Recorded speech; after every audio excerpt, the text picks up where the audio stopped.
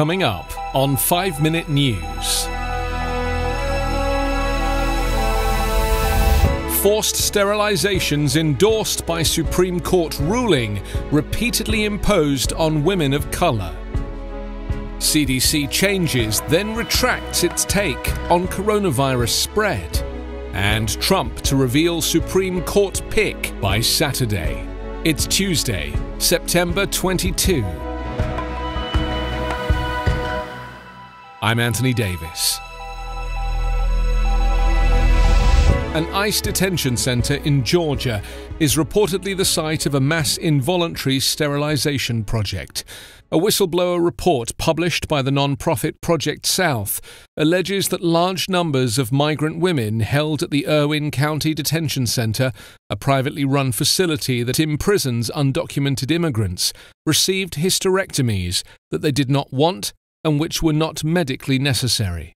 The allegations reported by Project South were first made in a formal complaint by a nurse working at the detention centre, Dawn Wooten, who describes the conditions there and conversations she had with imprisoned women in detail.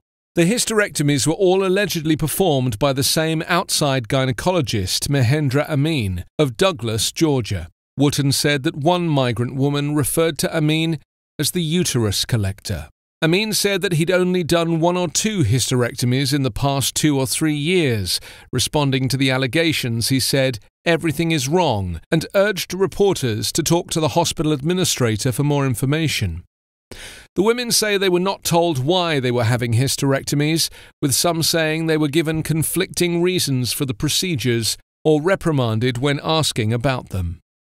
Wooten's account in the Project South report was corroborated by 2 lawyers who said that 4 women in the facility whom they represent had been sterilized without medical cause and without their consent. According to the Project South report, a detained woman at the Irwin County Center said, "When I met all these women who had surgeries, I thought this was like an experimental concentration camp. It's like they were experimenting with our bodies." As horrific as the allegations are, it's not likely that either the Irwin County officials or Dr. Amin were experimenting. More likely, they knew exactly what they were doing. In the early 20th century, white American intellectuals were pioneers of race science, advancing the idea that undesirable traits could and should be bred out of the population with government planning and selective involuntary sterilization programs. These programs were used to enforce, via state law, the racist fiction of America as a white country, and forced sterilization disproportionately targeted black women. Forced sterilizations, like the ones that happened to women at the Irwin County Center and to women throughout the nation during the 20th century, are first and foremost human rights violations, cruel abridgments of those women's dignity, autonomy, and rights to self-determination. But they are also statements of white supremacist hostility, an assertion by white racists of the thing they most hate and fear: new Americans of color. Donald Trump's rhetoric about good genes is indistinguishable from the Nazi rhetoric during the Second World War, an expert on the Holocaust has said. The US president praised the genes of Minnesotans during a campaign rally last week, during which he also derided refugees, gloated about a reporter being shot with a rubber bullet, and praised a general who fought for the Confederacy during the American Civil War. The US president has a long history of praising the role of genes in human capabilities, and has commended himself for his great and winning genes. In 2016, Trump's biographer revealed that Trump believes in the racehorse theory of genetics, and that his father, Fred Trump, had taught his son the family's success was due to their genes. The top US public health agency has stirred confusion by posting, and then taking down, an apparent change in its position on how easily the coronavirus can spread from person to person on small droplets in the air. Officials at the Centers for Disease Control and Prevention said the virus spreads primarily through small airborne droplets, like those that fly through the air when someone coughs or sneezes. Most CDC guidance about social distancing is built around that idea, saying that 6 feet is a safe buffer between people who are not wearing masks. In interviews, CDC officials have also acknowledged growing evidence that the virus can, in some cases, also spread via even smaller, aerosolized particles or droplets that spread over a wider area. That's one of the reasons public health experts stress wearing a mask, which can stop or reduce contact with both larger droplets and aerosolized particles. The CDC has maintained that the spread is mainly through the larger droplets, and for months the website said little about aerosolized particles.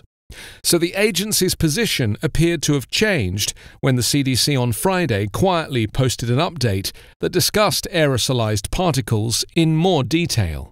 The post added singing and breathing to the ways the virus can go airborne, and said the coronavirus can remain suspended in the air and drift more than 6 feet. It also emphasized the importance of ventilation indoors. Federal health officials on Monday said the posting on Friday was a mistake, put out before full editing and clearance was completed.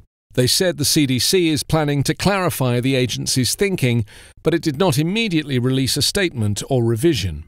The agency has come under attack for past revisions of guidance during the pandemic, some of which were driven by political considerations by the Trump administration. Some said that whatever drove the most recent confusion, the episode may further chip away public confidence in the CDC. Donald Trump raced on Monday to cement a conservative majority on the US Supreme Court before the November 3rd election, telling reporters he planned to reveal his pick to succeed liberal icon Ruth Bader Ginsburg by Saturday.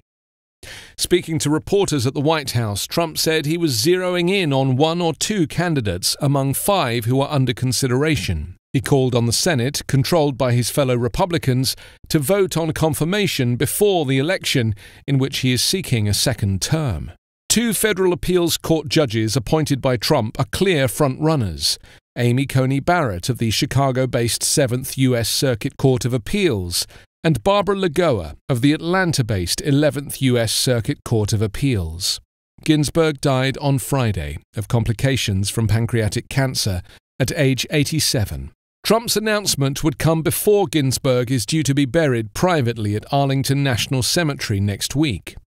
Ginsburg's death gives Trump and his party an opportunity to establish a 6-3 conservative majority on a court whose decisions influence many spheres of American life, including abortion, healthcare, gun rights, voting access, presidential powers, and the death penalty. You can subscribe to 5-Minute News on YouTube with your preferred podcast app. Ask your smart speaker or enable 5-Minute News as your Amazon Alexa flash briefing skill. Please subscribe, rate and review us at 5minute.news. 5-Minute News is an independent production covering politics, inequality, health and climate, delivering unbiased, verified and truthful world news daily.